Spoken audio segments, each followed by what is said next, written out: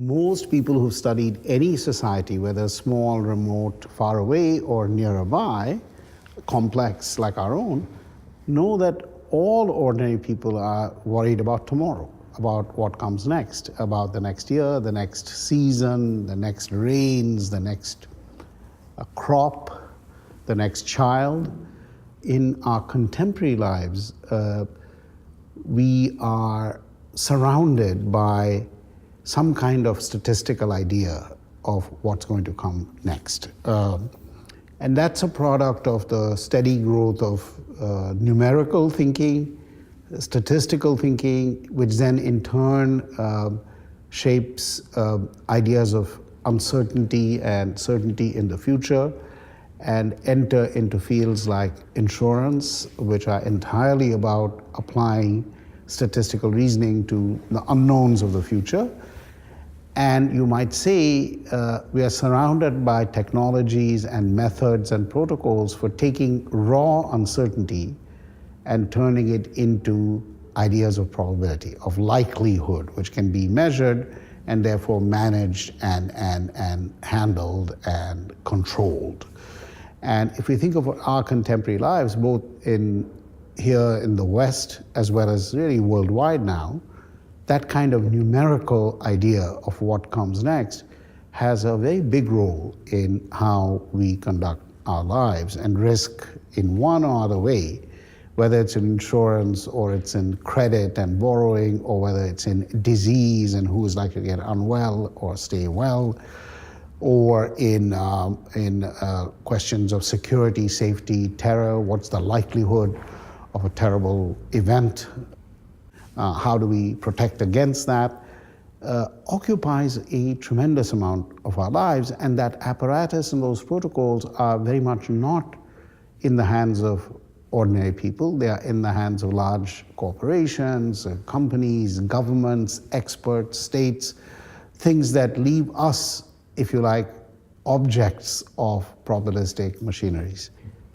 The contrast that I make is with the ethics of possibility, which for me is a word that opens up a range of things which include the imagination, aspiration, utopia, the good life, all of which are things also about the future, but which are somehow qualitative, which are not about the numerical likelihood of this or that happening, but simply about visions and images of what is desirable and what is good.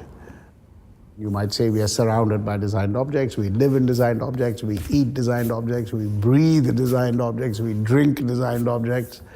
And as the exhibition that we are all involved in makes evident, that fact of the saturation of our lives by designed objects or objects of design now characterizes human life at every scale, from prosthetic devices that transform and extend what we mean by the body or the self, to very large scale objects that traverse the universe, or look at the whole galaxy, or examine vast distances, or conversely deal with nano-realities, things that are invisible to us because of their smallness, not because of their largeness. So designed objects surround us, and all of them have a proleptic or anticipatory quality. They're never there just for the now.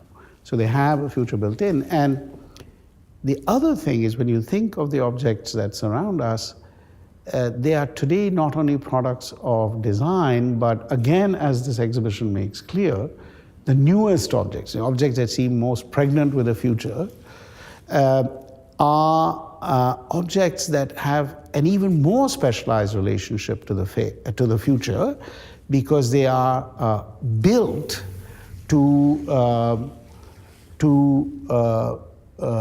anticipate future conditions, including conditions which might cause them to fail.